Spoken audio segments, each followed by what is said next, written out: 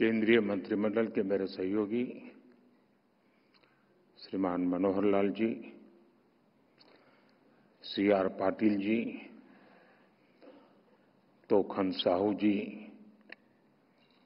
राजभूषण जी, अन्य सभी महानुभाव, देवियों और सज्जनों, आज पूज्य बापू और लाल बहादुर शास्त्री जी की जन्म जयंती है। मैं मां भारती के सपूतों को श्रद्धापूर्वक नमन करता हूं।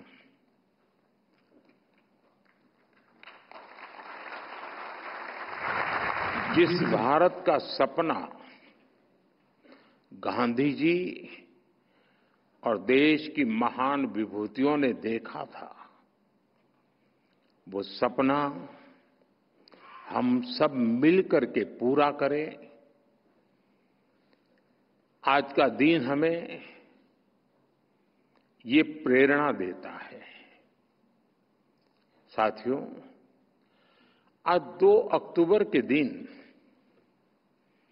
मैं कर्तव्य बोध से भी भरा हुआ हूं और उतना ही भावुक भी हूं। आज स्वच्छ भारत मिशन को, उसकी यात्रा को 10 साल के मुकाम पर हम पहुंच चुके हैं। स्वच्छ भारत मिशन की ये यात्रा करोड़ों भारतवासियों की अटूट प्रतिबद्धता का प्रतीक है। बीते 10 साल में कोटि-कोटि भारतीयों ने इस मिशन को अपनाया है, अपना मिशन बनाया है, इसे अपने जीवन का हिस्सा बनाया है। मेरे आज की 10 साल की इस यात्रा के पड़ाव पर मैं हर देशवासी, हमारे सफाई मित्र, हमारे धर्मगुरु, हमारे खिलाड़ी, हमारे सेलिब्रिटीज, एनजीओज, मीडिया के साथी, सभी की सराहना करता हूं, भूरी भूरी प्रशंसा करता हूं।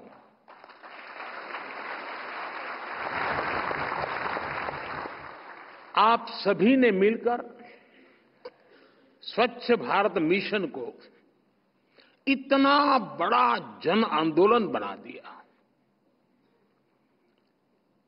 मैं राष्ट्रपति जी, उपराष्ट्रपति जी, पूर्व राष्ट्रपति जी, पूर्व उपराष्ट्रपति जी, उन्होंने भी स्वच्छता की ही सेवा इस कार्यक्रम में श्रमदान किया, देश को बहुत बड़ी प्रेरणा दी। मैं आज राष्ट्रपति उपराष्ट्रपति महोदय का भी हृदय से अभिनंदन करता हूं, धन्यवाद करता हूं।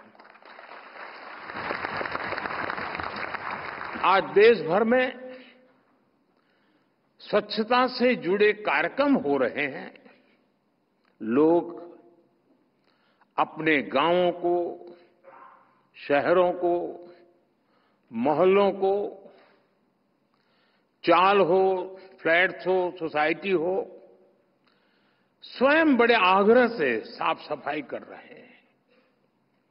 अनेक राज्यों के मुख्यमंत्री, मंत्रीगण और दूसरे जनप्रतिनिधि भी इस कार्यक्रम का हिस्सा बने, इस कार्यक्रम का नेतृत्व किया।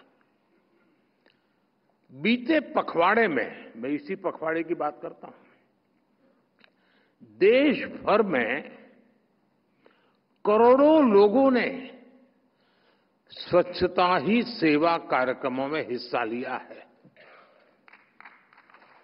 मुझे जानकारी दी गई कि सेवा पखवाड़ा के 15 दिनों में देश भर में 27 लाख से ज्यादा कार्यक्रम हुए,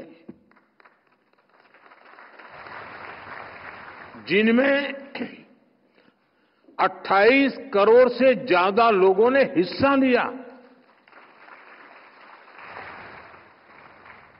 निरंतर प्रयास करके ही हम अपने भारत को स्वच्छ बना सकते हैं। मैं सभी का, प्रत्येक भारतीय का हार्दिक आभार व्यक्त करता हूं। साथियों, आज के इस महत्वपूर्ण पड़ाव पर आज स्वच्छता से जुड़े करीब 10,000 करोड़ रुपए के प्रोजेक्ट्स की भी शुरुआत हुई है। मिशन अमृत के तहत देश के अनेक शहरों में वाटर और सीवेज ट्रीटमेंट प्लांट बनाए जाएंगे। नमामि गंगे से जुड़ा काम हो या फिर कचरे से बायोगैस पैदा करने वाले गोवर्धन प्लांट, ये काम स्वच्छ भारत मिशन को एक नई ऊंचाई पर ले जाएगा और स्वच्छ भारत मिशन जितना सफल होगा उतना ही हमारा देश ज्यादा चमकेगा। साथियों, आज से 1000 साल बाद भी जब 21वीं सदी की भारत का अध्ययन होगा तो उसमें स्वच्छ भारत अभियान को जरूर याद किया जाएगा।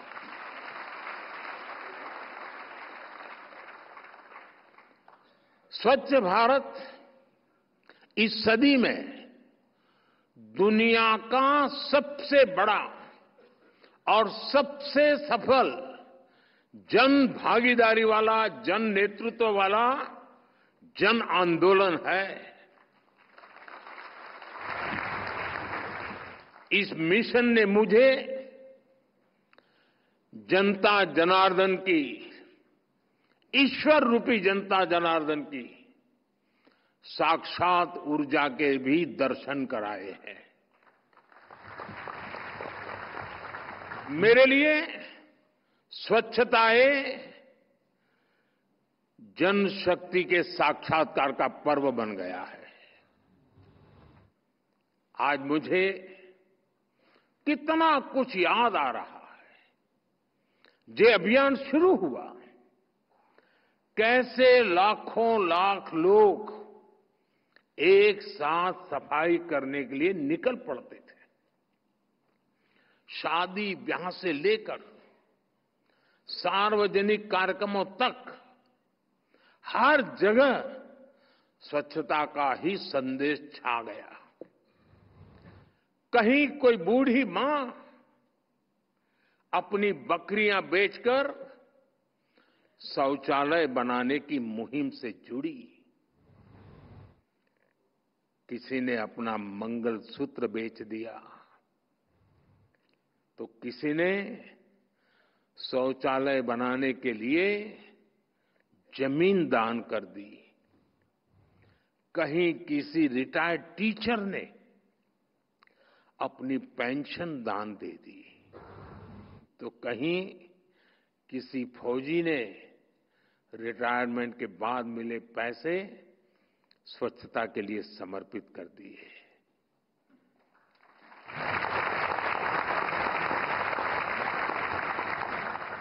अगर ये दान किसी मंदिर में दिया होता, किसी और समारोह में दिया होता तो शायद अखबारों की हेडलाइन बन जाता और सप्ताह भर उसकी चर्चा होती। लेकिन देश को पता होना चाहिए कि जिनका चेहरा कभी टीवी पे चमका नहीं है, जिनका नाम अखबारों की सुर्खियों पर कभी छपा नहीं है, ऐसे लक्षावधि लोगों ने कुछ न कुछ दान करके, चाहे वो समय का दान हो या संपत्ति का दान हो, इस आंदोलन को एक नई ताकत दी है, ऊर्जा दी है, और ये मेरे देश के उस चरित्र का परिचय करवाता है।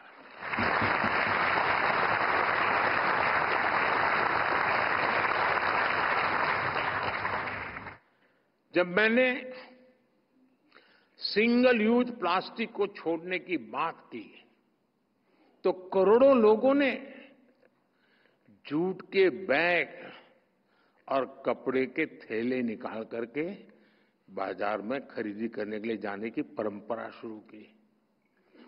और मैं उन लोगों का भी आभारी हूं, वरना मैं सिंगल यूज प्लास्टिक बंद करने की बात करता तो हो सकता था प्लास्टिक इंडस्ट्री वाले आंदोलन करते, भूख हड़ताल पे बैठते। नहीं बैठे, उन्होंने सहयोग किया, आर्थिक नुकसान भोगा। और मैं उन राजनीतिक दलों का भी आभार व्यक्त करता हूं जो भी शायद निकल पड़ते कि देखिए मोदी ने सिंगल यूज प्लास्टिक भर के हजारों लोगों का रोजगार खत्म कर दिया, पता नहीं क्या क्या कर देते।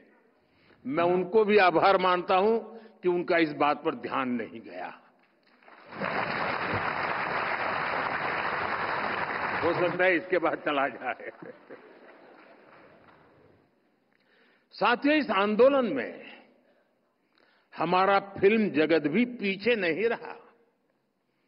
कमर्शियल हित के बजाय फिल्म जगत ने स्वच्छता के संदेश को जनता तक पहुंचाने के लिए फिल्में बनाई इन 10 सालों में। और मुझे तो लगता है कि ये विषय को एक बार करने का नहीं है, ये पीढ़ी दर पीढ़ी, हर पल हर दिन करने का काम है। और ये जब मैं कहता हूं तो मैं इसको जीता हूं। अब जैसे मन की बात की याद कर ले अपन, आप में से बहुत लोग मन की बात से परिचित हैं, देशवासी परिचित हैं। मन की बात में मैंने करीब करीब 800 बार स्वच्छता के विषय का जिक्र किया है।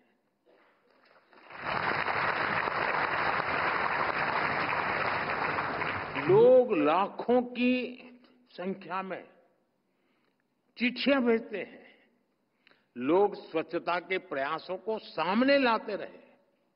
साथियों, आज जब मैं देश और देशवासियों की इस उपलब्धियों को देख रहा हूं तो मन में ये सवाल भी आ रहा है कि जो आज हो रहा है वो पहले क्यों नहीं हुआ।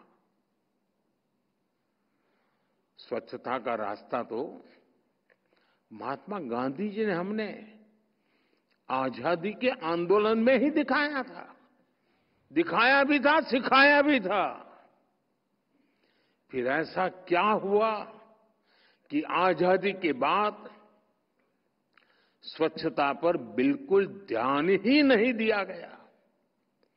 जिन लोगों ने सालों साल गांधी जी के नाम पर सत्ता के रास्ते ढूंढे, गांधी जी के नाम पर वोट बटोरे, उन्होंने गांधी जी के प्रिय विषय को भुला दिया।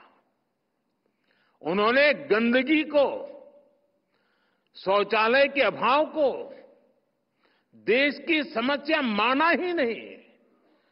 ऐसा लग रहा है जैसे उन्होंने गंदगी को ही जिंदगी मान लिया। नतीजा ये हुआ कि मजबूरी में लोग गंदगी में ही रहने लगे। गंदगी रूटीन लाइफ का हिस्सा बन गई। समाज जीवन में इसकी चर्चा तक होनी बंद हो गई। इसलिए जब मैंने लाल किले की प्राचीर से इस विषय को उठाया तो देश में जैसे तूफान खड़ा हो गया। कुछ लोगों ने तो मुझे ताना दिया कि शौचालय और साफ सफाई की बात करना भारत के प्रधानमंत्री का काम नहीं है। ये लोग आज भी मेरा मजाक उड़ाते हैं, लेकिन साथियों, भारत के प्रधानमंत्री का पहला काम वही है जिससे मेरे देशवासियों का, सामान्य जन का जीवन आसान हो।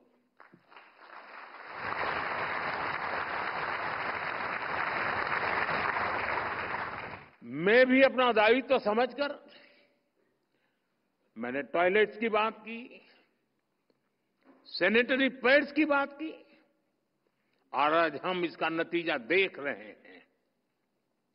साथियों, 10 साल पहले तक भारत की 60% से ज्यादा आबादी खुले में शौच के लिए मजबूर थी। ये मानव गरिमा के विरुद्ध था। इतना ही नहीं, ये देश के गरीब का अपमान था, दलितों का, आदिवासियों का, पिछड़ों का, इनका अपमान था।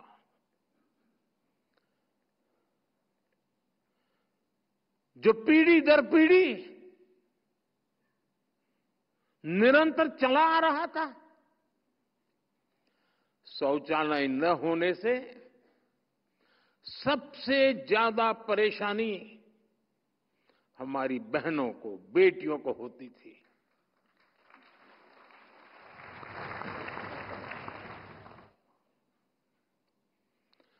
दर्द और पीड़ा सहन करने के अलावा उनके पास कोई विकल्प नहीं था। अगर शौचालय जाना है तो अंधेरे का इंतजार करती थी, दिन भर परेशानी झेलती थी और रात में बाहर जाती थी। तो उनकी सुरक्षा से जुड़े गंभीर खतरे होते थे। या तो सुबह सूर्योदय के पहले जाना पड़ता था, ठंड हो, वर्षा हो,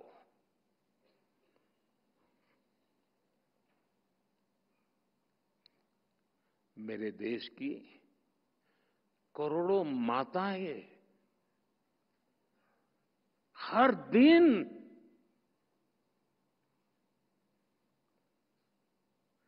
इस मुसीबत से गुजरती थी।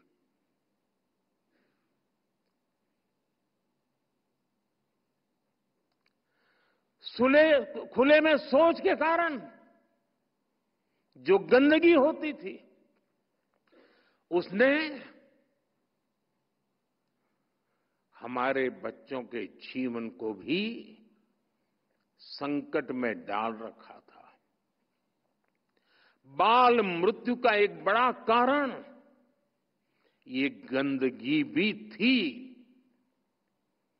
गंदगी की वजह से गांव में, शहर के अलग अलग बस्तियों में बीमारियां फैलना आम बात थी। साथियों, कोई भी देश ऐसी परिस्थिति में कैसे आगे बढ़ सकता है? और इसलिए हमने तय किया कि ये जो जैसा चल रहा है वैसा नहीं चलेगा। हमने इसे एक राष्ट्रीय और मानवीय चुनौती समझकर इसके समाधान का अभियान चलाया। यहीं से स्वच्छ भारत मिशन का बीज पड़ा।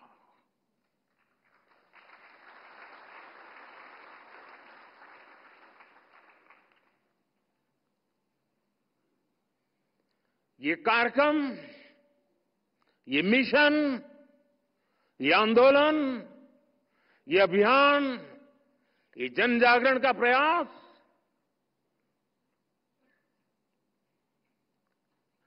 पीड़ा की कोख से पैदा हुआ है। और जो मिशन पीड़ा की कोख से पैदा होता है वो कभी मरता नहीं है।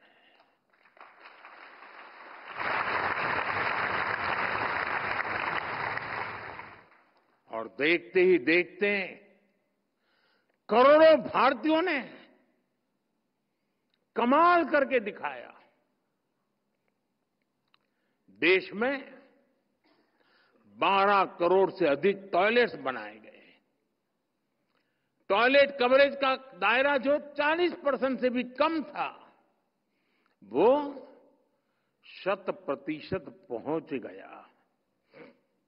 साथियों, स्वच्छ भारत मिशन से देश के आम जन के जीवन पर जो प्रभाव पड़ा है, वो अनमोल है। हाल में एक प्रसिद्ध अंतर्राष्ट्रीय जर्नल की स्टडी आई है। इस स्टडी को international food policy research institute, Washington, USA, university of California और ओहायो स्टेट यूनिवर्सिटी के वैज्ञानिकों ने मिलकर के स्टडी किया है। इसमें सामने आया है कि स्वच्छ भारत मिशन से हर वर्ष 60 से 70 हजार बच्चों का जीवन बच रहा है।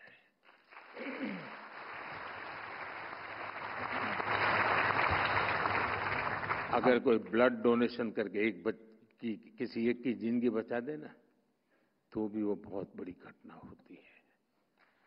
हम सफाई करके, कूड़ा कचरा हटा करके, गंदगी मिटाकर 60-70 हजार बच्चों की जिंदगी बचा पाए, इससे बड़ा परमात्मा का आशीर्वाद क्या होगा।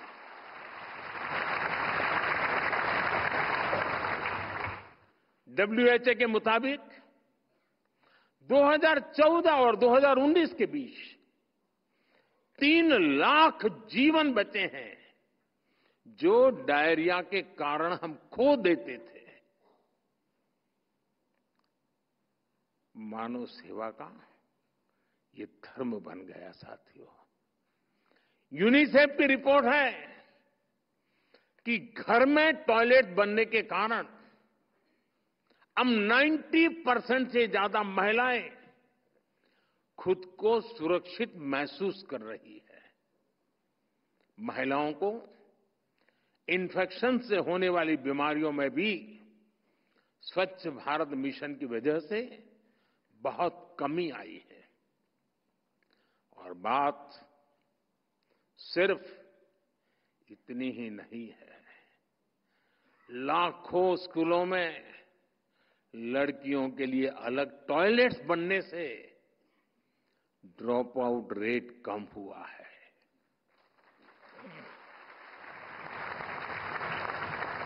यूनिसेफ की एक और स्टडी है।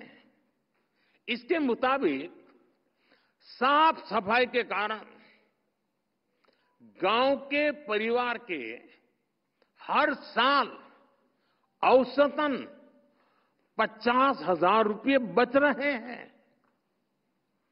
पहले आए दिन होने वाली बीमारियों के कारण ये पैसे इलाज पर खर्च होते थे, या तो काम धंधा न करने के कारण आय खत्म हो जाती थी, बीमारी में जा नहीं पाते थे। साथियों, स्वच्छता पर बल देने से बच्चों का जीवन कैसे बचता है, मैं इसका एक और उदाहरण देता हूं। कुछ साल पहले तक मीडिया में लगातार ये ब्रेकिंग न्यूज चलती थी कि गोरखपुर में दिमागी बुखार से, उस पूरे इलाके में दिमागी बुखार से सैकड़ों बच्चों की मौत, ये खबरें हुआ करती थी। लेकिन अब गंदगी जाने से, स्वच्छता आने से ये खबरें भी चली गई। गंद के साथ क्या क्या जाता है, ये देखिए।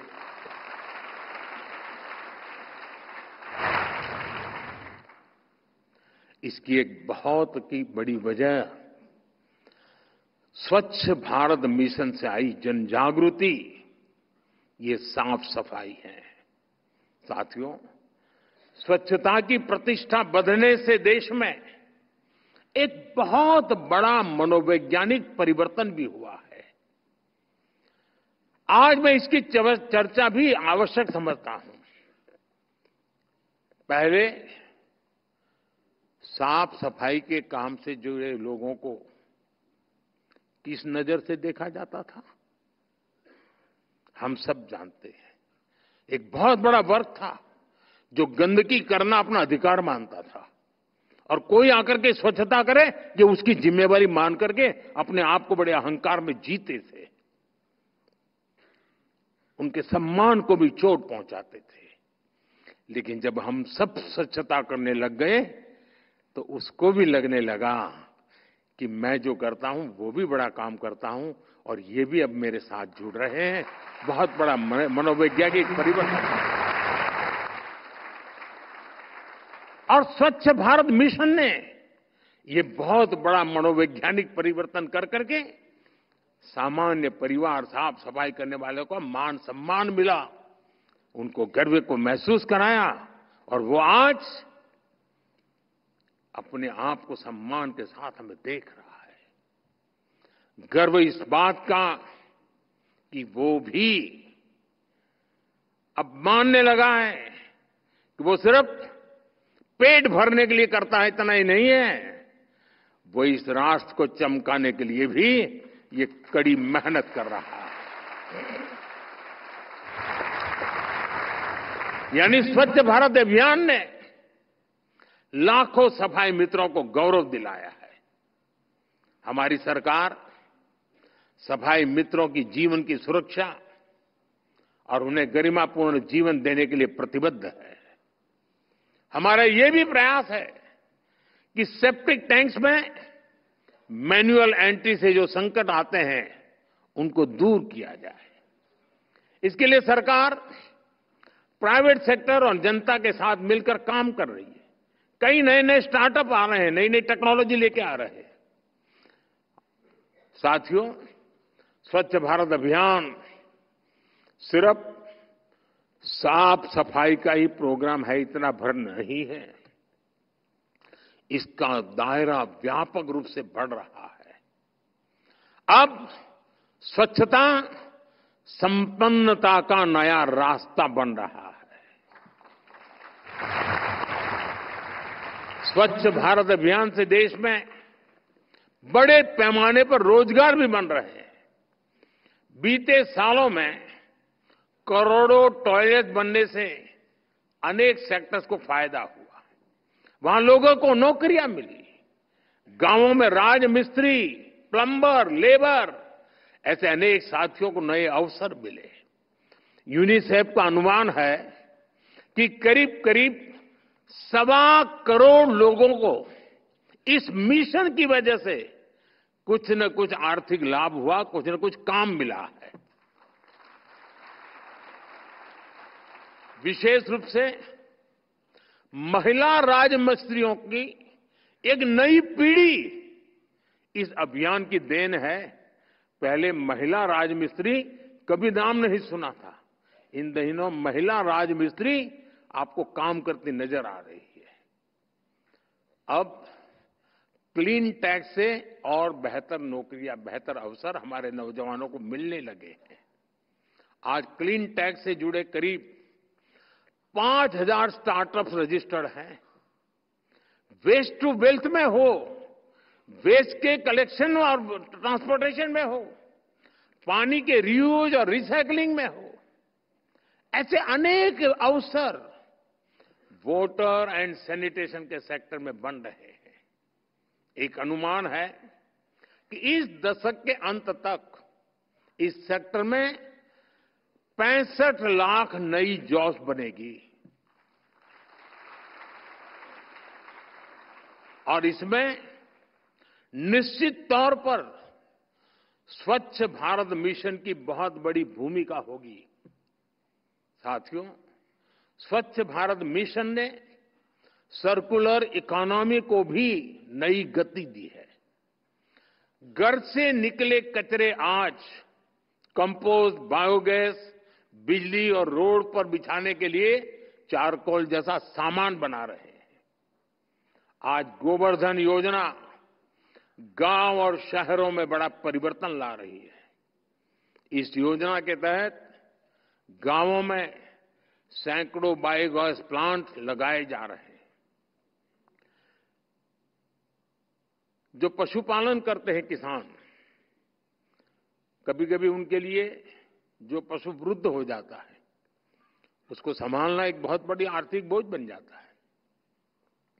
अब गोवर्धन योजना के कारण वो पशु जो दूध भी नहीं देता है या खेत में काम भी नहीं कर सकता है, वो भी कमाई का साधन बन सके, ऐसी संभावनाएं इस गोवर्धन योजना में है। इसके अलावा देश में सैकड़ों सीबीजी प्लांट भी लगाए जा चुके हैं। आज ही कई नए प्लांट्स का लोकार्पण हुआ है, नए प्लांट्स का शिलान्यास किया गया है। साथियों, तेजी से बदलते हुए इस समय में आज हमें स्वच्छता से जुड़ी चुनौतियों को भी समझना जानना जरूरी है। जैसे जैसे हमारी इकोनॉमी बढ़ेगी, शहरीकरण बढ़ेगा, वेस्ट जनरेशन की संभावनाएं भी बढ़ेगी। कूड़ा कचरा ज्यादा निकलेगा और आजकल जो इकोनॉमी का एक मॉडल है यूज एंड थ्रो, वो भी एक कारण बनने वाला है। नए नए प्रकार के कूड़े कचरे आने वाले, इलेक्ट्रॉनिक वेस्ट आने वाला है। इसलिए हमें फ्यूचर की अपनी स्ट्रेटेजी को और बेहतर करना है। हमें आने वाले समय में कंस्ट्रक्शन में ऐसी टेक्नोलॉजी डेवलप करनी होगी जिससे रिसाइकल के लिए सामान का ज्यादा उपयोग हो सके। हमारी जो कॉलोनियां हैं, हमारे जो हाउसिंग है, कॉम्प्लेक्सेस है, उनको हमें ऐसे डिजाइन करना होगा कि कम से कम जीरो की तरफ हम कैसे पहुंचे। हम जीरो कर पाए तो बहुत अच्छी बात है, लेकिन कम से कम अंतर बचे जीरो से। हमारा प्रयास होना चाहिए कि पानी का दुरुपयोग ना हो और वेस्ट पानी को ट्रीट करके इस्तेमाल करने के तरीके सहज बनने चाहिए। हमारे सामने नमामि गंगे अभियान का एक मॉडल है। इसके कारण आज गंगा जी कहीं अधिक साफ हुई है। अमृत मिशन और अमृत सरोवर अभियान से भी एक बहुत बड़ा परिवर्तन आ रहा है। ये सरकार और जनभागीदारी से परिवर्तन लाने के बहुत बड़े मॉडल है। लेकिन मैं मानता हूं सिर्फ इतना ही काफी नहीं है। वाटर कंजर्वेशन, वाटर ट्रीटमेंट और नदियों की साफ सफाई के लिए भी हमें निरंतर नई टेक्नोलॉजी पर निवेश करना है। हम सब जानते हैं कि स्वच्छता का कितना बड़ा संबंध टूरिज्म से है और इसलिए अपने पर्यटक स्थलों, अपने आस्था के पवित्र स्थानों, हमारी धरोहरों को भी हमें साफ सुथरा रखना है। साथियों, हमने स्वच्छता को लेकर इन 10 वर्षों में बहुत कुछ किया है, बहुत कुछ पाया है। लेकिन जैसे गंदगी करना ये रोज का काम है, वैसे स्वच्छता करना भी रोज का ही काम होना ही चाहिए।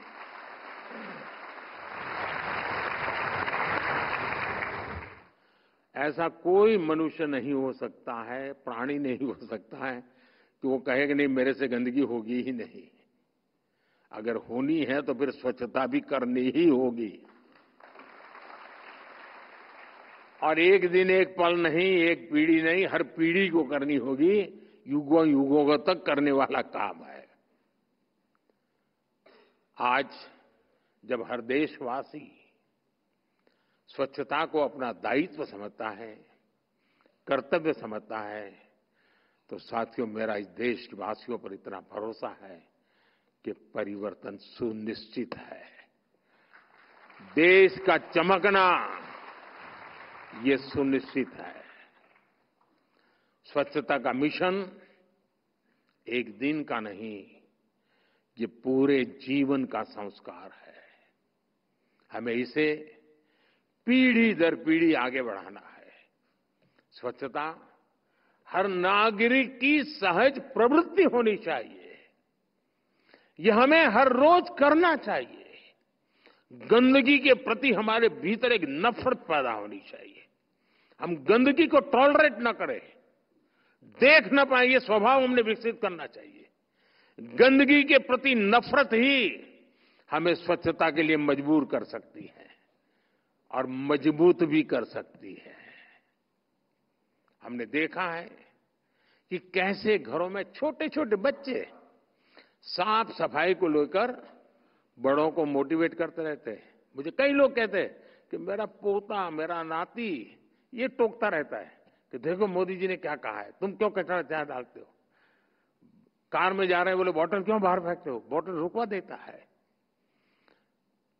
ये आंदोलन की सफलता उसमें भी बीज बो रही है।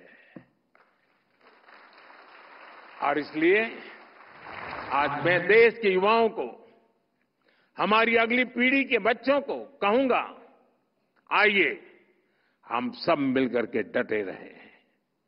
आइए डटे रहिए, दूसरों को समझाते रहिए, दूसरों को जोड़ते रहिए। हमें देश को स्वच्छ बनाए बिना रुकना नहीं है। 10 साल की सफलता ने बताया है कि अब आसान हो सकता है, हम अचीव कर सकते हैं और गंदगी से भारत मां को हम बचा सकते हैं। साथियों, मैं आज राज्य सरकारों से भी आग्रह करूंगा कि वे भी इस अभियान को अब जिला, ब्लॉक, गांव, मोहल्ले और गलियों के लेवल पर ले जाएं। अलग अलग जिलों में, ब्लॉक्स में स्वच्छ स्कूल की स्पर्धा हो, स्वच्छ अस्पताल की स्पर्धा हो, स्वच्छ ऑफिस की स्पर्धा हो, स्वच्छ मोहल्ले की स्पर्धा हो, स्वच्छ तालाब की स्पर्धा हो, स्वच्छ कुएं के किनारे की स्पर्धा हो, तो एकदम से वातावरण और उसके कंपटीशन है, उसके हर महीने 3 महीने इनाम दिए जाएं, सर्टिफिकेट दिए जाएं। भारत सरकार सिर्फ कंपटीशन करे और 2-4 शहरों को स्वच्छ शहर, 2-4 जिलों को स्वच्छ जिला, इतने से बात बनने वाली नहीं है। हमने हर इलाके में ले जाना है। हमारी म्युनिसिपैलिटीज भी लगातार देखें कि पब्लिक टॉयलेट की अच्छे से अच्छे मेंटेनेंस हो रही है, चलो उनको इनाम दें। अगर किसी शहर में व्यवस्थाएं पुराने ढरे की तरफ वापस लौटी तो उससे बुरा क्या हो सकता है। मैं सभी नगर निकायों से, लोकल बॉडी से आग्रह करूंगा कि वे भी स्वच्छता को प्राथमिकता दें, स्वच्छता को सर्वोपरि माने। आइए हम सब मिलकर शपथ लें। मैं देशवासियों से अनुरोध करता हूं, आइए हम जहां भी रहेंगे, फिर चाहे वो घर हो, मोहल्ला हो या हमारा वर्क प्लेस हो, हम गंदगी न करेंगे, न गंदगी होने देंगे और स्वच्छता ये हम हमारा सहज स्वभाव बना करके रहेंगे। जिस प्रकार हम अपने पूजा स्थल को साफ सुथरा रखते हैं, वही भाव हमें अपने आसपास के वातावरण के लिए जगाना है। विकसित भारत की यात्रा में हमारा हर प्रयास स्वच्छता से संपन्नता के मंत्र को मजबूत करेगा। मैं फिर एक बार देशवासियों से 10 साल की यह यात्रा ने एक नया विश्वास पैदा किया है। अब हम अधिक सफलता के साथ, अधिक ताकत से परिणाम प्राप्त रह सकते हैं और इसलिए आइए एक नए उमंग, नए विश्वास के साथ पूज्य बापू को सच्ची श्रद्धांजलि का एक काम लेकर के चल पड़े और हम इस देश को चमकाने के लिए गंदगी न करने का शपथ लेते हुए स्वच्छता के लिए जो भी कर सकते हैं पीछे न हटे। मेरी आप सबको बहुत बहुत शुभकामनाएं। बहुत बहुत धन्यवाद।